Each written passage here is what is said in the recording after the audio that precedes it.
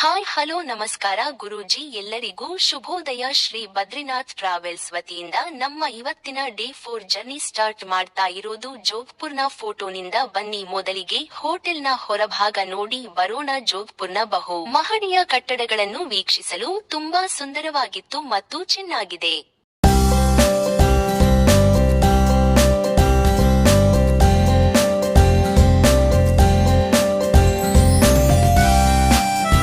Shri Badrinath travels ವತಿಯಿಂದ ಬೆಳಗಿನ ಉಪಹಾರವಾದ ಬಿಸಿಬೇಳೆ ಬಾತ್, ಖಾರ ಬೂಂದಿ, ಟೀ, ಬಿಸಿನೀರು ನೀಡಿದ್ದರು. ಅವೆಲ್ಲವನ್ನು ಸೇವಿಸಿ ನಮ್ಮ ಪ್ರಯಾಣವನ್ನು ಮುಂದುವರಿಸಿದೆವು.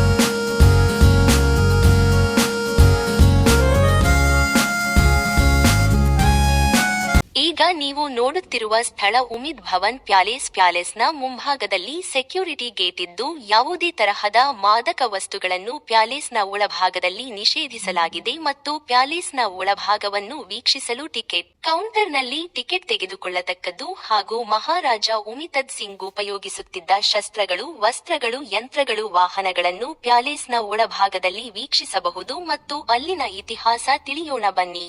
ಭಾರತದ ರಾಜಸ್ಥಾನದ ಜೋಧಪುರದಲ್ಲಿರುವ ಉಮೈದ್ ಭವನ್ ಅರಮನೆಯ ಇತಿಹಾಸ. ನಿರ್ಮಾಣ ಮಹಾರಾಜ ಉಮೈದ್ ಸಿಂಗ್ ಅವರು 1929 ಮತ್ತು 1943 ನಡುವೆ ಅರಮನೆಯ ನಿರ್ಮಾಣವನ್ನು ನಿಯೋಜಿಸಿದರು.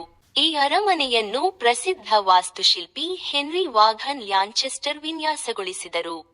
ಉದ್ದೇಶ ಅಣೆಕಟ್ಟುಗಳು, ರಸ್ತೆಗಳು ಮತ್ತು ಶಾಲೆಗಳಂತಹ ಇತರ ಸಾರ್ವಜನಿಕ ರಚನೆಗಳೊಂದಿಗೆ ಬರ ಪರಿಹಾರ ಕ್ರಮವಾಗಿ ಅರಮನೆಯನ್ನು ನಿರ್ಮಿಸಲಾಯಿತು.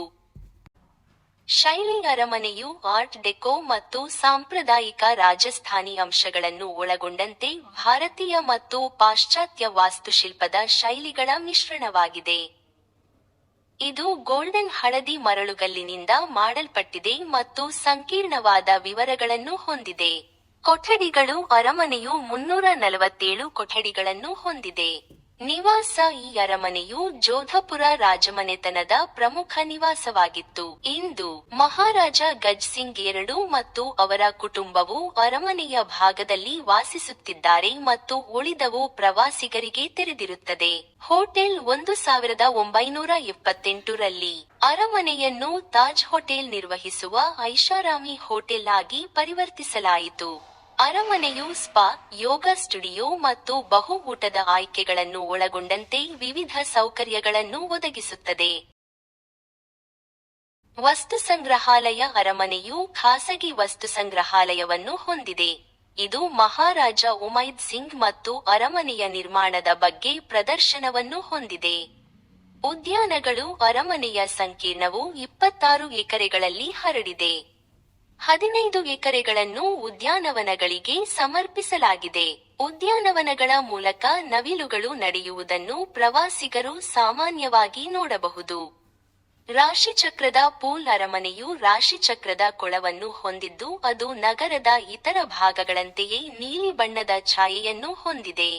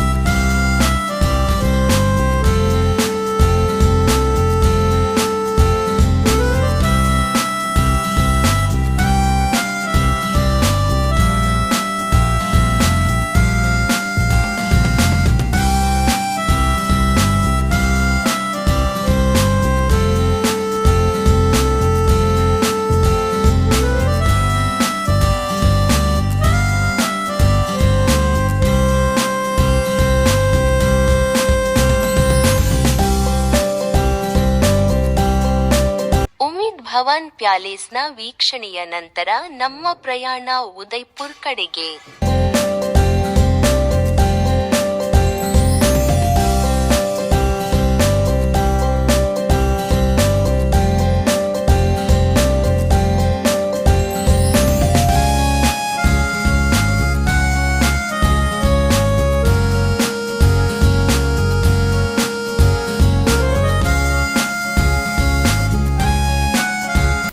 ಿರುವವಳು ನೀನಮ್ಮ, ಸಮದತ್ತಿರುವವಳು ನೀನಮ್ಮ, ಎಲ್ಲಮ್ಮ ಎಂಬ ಹೆಸರು ನಿನದಮ್ಮ, ಎಲ್ಲಮ್ಮ ಎಂಬ ಹೆಸರು ನಿನದಮ್ಮ, ಬಾದಾಮಿಯಲ್ಲಿರುವವಳು ನೀನಮ್ಮ, ಬಾದಾಮಿಯಲ್ಲಿರುವವಳು ನೀನಮ್ಮ, ಬನಶಂಕರಿ ಎಂಬ ಹೆಸರು ನಿನದಮ್ಮ, ಬನಶಂಕರಿ ಎಂಬ ಹೆಸರು ನಿನದಮ್ಮ, ಓಂ ಓಂ ಶಕ್ತಿಯೇ ಆದಿಪರಾಶಕ್ತಿಯೇ, ಓಂ ಓಂ ಶಕ್ತಿಯೇ ಆದಿಪರಾಶಕ್ತಿಯೇ, ಓಂ ಓಂ ಶಕ್ತಿಯೇ ಆದಿಪರಾಶಕ್ತಿಯೇ, ಓಂ ಓಂ ಶಕ್ತಿಯೇ ಆದಿಪರಾಶಕ್ತಿಯೇ, ಕೊಲ್ಲಾಪುರದಲ್ಲಿ ಇರುವವಳು ನೀನಮ್ಮ, ಕೊಲ್ಲಾಪುರದಲ್ಲಿ ಇರುವವಳು ನೀನಮ್ಮ, ಮಹಾಲಕ್ಷ್ಮಿ ಎಂಬ ಹೆಸರು ನಿನದಮ್ಮ, ಮಹಾಲಕ್ಷ್ಮಿ ಎಂಬ ಹೆಸರು ನಿನದಮ್ಮ, ಕಲ್ಕತ್ತಾದಲ್ಲಿ ಇರುವವಳು ನೀನಮ್ಮ, ಕಲ್ಕತ್ತಾದಲ್ಲಿ ಇರುವವಳು ನೀನಮ್ಮ, ಮಹಾಕಾಳಿ ಎಂಬ ಹೆಸರು ನಿನದಮ್ಮ, ಮಹಾಕಾಳಿ ಎಂಬ ಹೆಸರು ನಿನದಮ್ಮ, ಓಂ ಓಂ ಶಕ್ತಿಯೇ ಆದಿಪರಾಶಕ್ತಿಯೇ, ಓಂ ಓಂ ಶಕ್ತಿಯೇ ಆದಿಪರಾಶಕ್ತಿಯೇ, ಓಂ ಓಂ ಶಕ್ತಿಯೇ ಆದಿಪರಾಶಕ್ತಿಯೇ, ಓಂ ಓಂ ಶಕ್ತಿಯೇ ಆದಿಪರಾಶಕ್ತಿಯೇ, ಮಧುರೆಯಲ್ಲಿ ಇರುವವಳು ನೀನಮ್ಮ, ಮದುವೆಯಲ್ಲಿ ಇರುವವಳು ನೀನಮ್ಮ, ಮೀನಾಕ್ಷಿ ಎಂಬ ಹೆಸರು ನಿನದಮ್ಮ, ಮೀನಾಕ್ಷಿ ಎಂಬ ಹೆಸರು ನಿನದಮ್ಮ, ಕಂಚಿಯಲ್ಲಿ ಇರುವವಳು ನೀನಮ್ಮ, ಕಂಚಿಯಲ್ಲಿ ಇರುವವಳು ನೀನಮ್ಮ, ಕಾಮಾಕ್ಷಿ ಎಂಬ ಹೆಸರು ನಿನದಮ್ಮ, ಕಾಮಾಕ್ಷಿ ಎಂಬ ಹೆಸರು ನಿನದಮ್ಮ, ಓಂ ಓಂ ಶಕ್ತಿಯೇ ಆದಿಪರಾಶಕ್ತಿಯೇ, ಓಂ ಓಂ ಶಕ್ತಿಯೇ ಆದಿಪರಾಶಕ್ತಿಯೇ, ಓಂ ಓಂ ಶಕ್ತಿಯೇ ಆದಿಪರಾಶಕ್ತಿಯೇ, ಓಂ ಓಂ ಶಕ್ತಿಯೇ ಆದಿಪರಾಶಕ್ತಿಯೇ, ಕಾಶಿಯಲ್ಲಿ ಇರುವವಳು ನೀನಮ್ಮ, ಕಾಶಿಯಲ್ಲಿ ಇರುವವಳು ನೀನಮ್ಮ, ವಿಶಾಲಾಕ್ಷಿ ಎಂಬ ಹೆಸರು ನಿನದಮ್ಮ, ವಿಶಾಲಾಕ್ಷಿ ಎಂಬ ಹೆಸರು ನಿನದಮ್ಮ, ಶ್ರೀಶೈಲದಲ್ಲಿರುವವಳು ನೀನಮ್ಮ, ಶ್ರೀಶೈಲದಲ್ಲಿರುವವಳು ನೀನಮ್ಮ,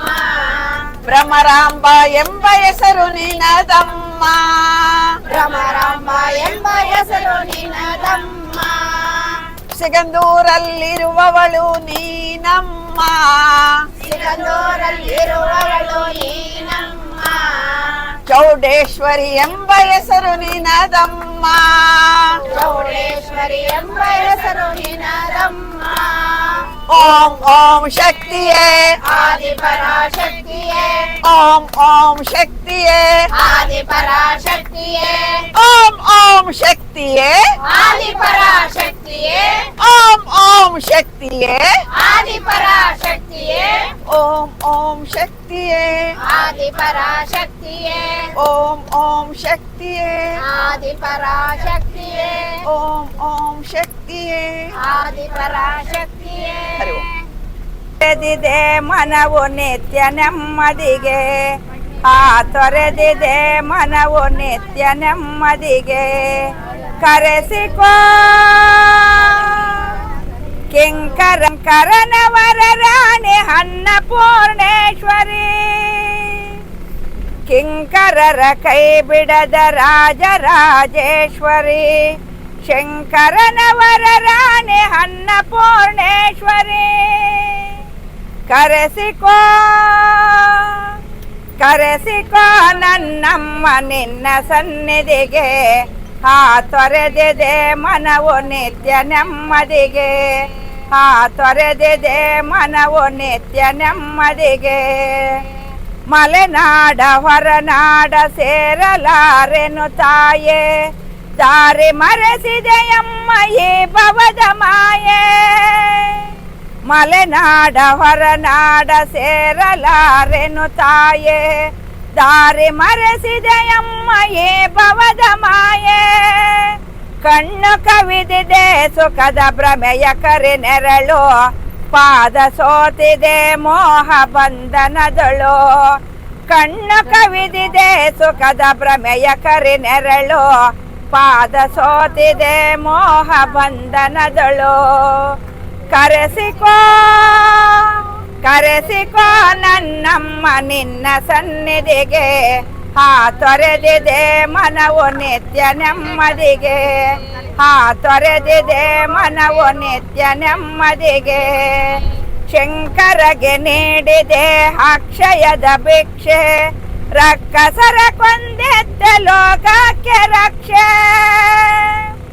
ಶಂಕರಗೆ ನೀಡಿದೆ ಅಕ್ಷಯದ ಭಿಕ್ಷೆ, ರಕ್ಕಸರ ಕೊಂದೆದ್ದ ಲೋಕಕ್ಕೆ ರಕ್ಷೆ.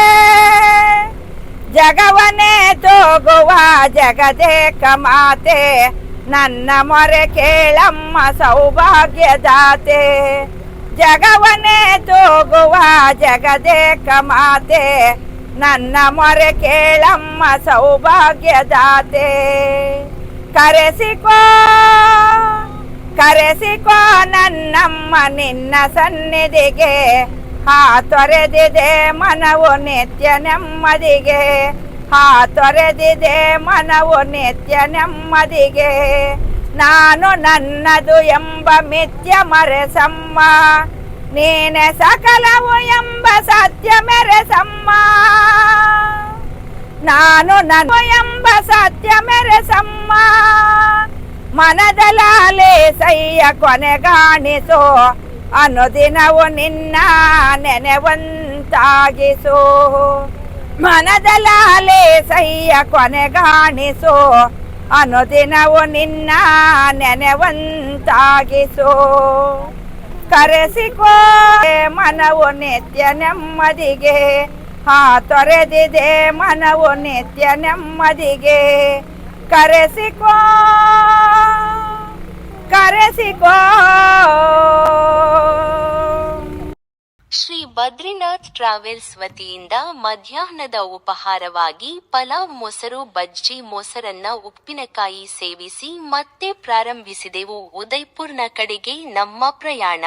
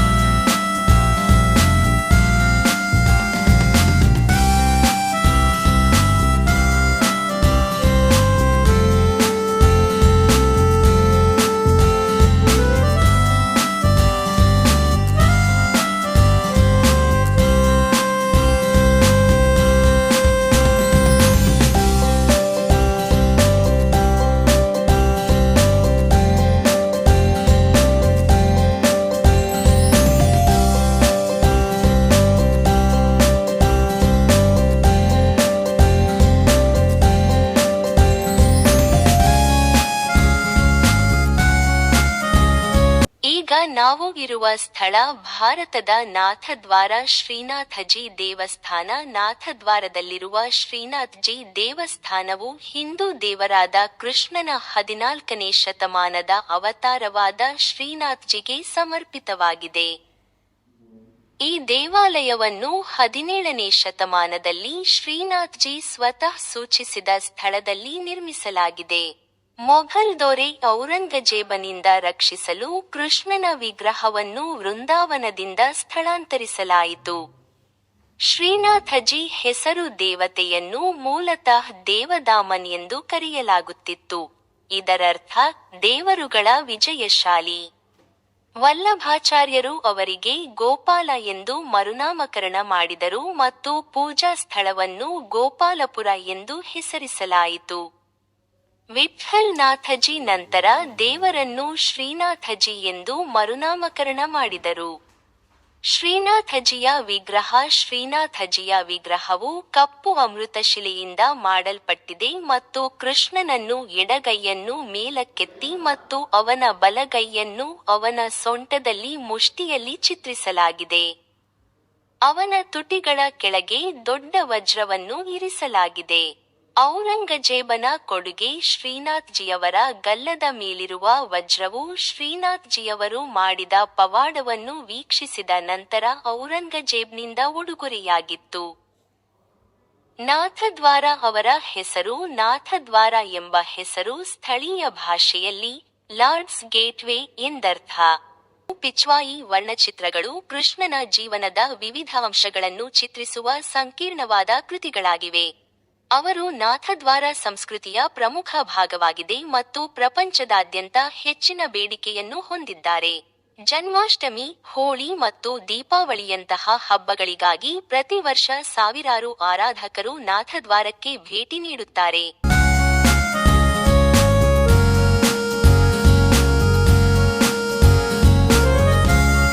ಈಗ ನೀವು ನೋಡುತ್ತಿರುವ ಸ್ಥಳವು ರಾಜಸ್ಥಾನದ ಉದಯಪುರದಲ್ಲಿರುವ ಏಕ್ಲಿಂಗ್ಜಿ ದೇವಾಲಯವು ಸುದೀರ್ಘ ಇತಿಹಾಸವನ್ನು ಹೊಂದಿದೆ. ದೇವಾಲಯದ ಸಂಕೀರ್ಣವು ಪ್ರಾಚೀನ ಶಾಸನಗಳನ್ನು ಹೊಂದಿದೆ. ಗುಹಿಲ ರಾಜವಂಶದ ಶೌರ್ಯ ಮತ್ತು ಭಕ್ತಿಯ ಕಥೆಗಳನ್ನು ಚಿತ್ರಿಸುತ್ತದೆ. ದೇವಾಲಯದ ಗೋಪುರದ ಗೇಟ್ವೇ ಅಥವಾ ಗೋಪುರವು ಭಾರತದ ಅತ್ಯಂತ ಎತ್ತರದ ದ್ವಾರಗಳಲ್ಲಿ ಒಂದಾಗಿದೆ. ಏಕ್ಲಿಂಗ್ಜಿ ದೇವಾಲಯವು ಗಮನಾರ್ಹ ಧಾರ್ಮಿಕ ಸ್ಥಳವಾಗಿದೆ ಮತ್ತು ರಾಜಸ್ಥಾನದ ಅತ್ಯಂತ ಪ್ರಸಿದ್ಧ ದೇವಾಲಯಗಳಲ್ಲಿ ಒಂದಾಗಿದೆ. ಜನರು ಪೂಜಿಸಲು, ಧ್ಯಾನ ಮಾಡಲು ಮತ್ತು ಶಾಂತಿಯನ್ನು ಕಂಡುಕೊಳ್ಳಲು ಬರುವ ಪವಿತ್ರ ಸ್ಥಳವಾಗಿದೆ. ಶ್ರೀ ಬದ್ರಿನಾಥ್ ಟ್ರಾವೆಲ್ಸ್ ವತಿಯಿಂದ ರಾತ್ರಿಯ ಊಟವಾಗಿ ಸೋರೆಕಾಯಿ ಪಲ್ಯ, ರಾಗಿ ಮುದ್ದೆ, ಸಾಂಬಾರ್, ವೈಟ್ ರೈಸ್, ಮಜ್ಜಿಗೆ, ಉಪ್ಪಿನಕಾಯಿ ನೀಡಿದ್ದರು. ಎಲ್ಲವನ್ನೂ ಸೇವಿಸಿ ಇಂದಿನ ಈ ದಿನವನ್ನು ಉದಯ್ಪುರ್ನ ಹೋಟೆಲ್ ಒಂದರಲ್ಲಿ ಈ ವಿಡಿಯೋವನ್ನು ಮುಗಿಸುತ್ತಿದ್ದೇನೆ. ಇದೇ ತರಹದ ಹೆಚ್ಚಿನ ಮಾಹಿತಿಗಾಗಿ ನಮ್ಮ Shri Badrinath travels YouTube channel ಅನ್ನು ಸಬ್ಸ್ಕ್ರೈಬ್ ಮಾಡಿ, ಲೈಕ್ ಮಾಡಿ, ಶೇರ್ ಮಾಡಿ, ಹಾಗೆ ಸಪೋರ್ಟ್ ಮಾಡಿ. ಎಲ್ಲಾ ನನ್ನ ವೀಕ್ಷಕರಿಗೆ ಶ್ರೀ ಬದ್ರಿನಾಥ್ ಟ್ರಾವೆಲ್ಸ್ ವತಿಯಿಂದ ಧನ್ಯವಾದಗಳು ಮತ್ತು ಅಶ್ವಥ್ ಕೇಶವ ಕಡೆಯಿಂದ ಧನ್ಯವಾದಗಳು.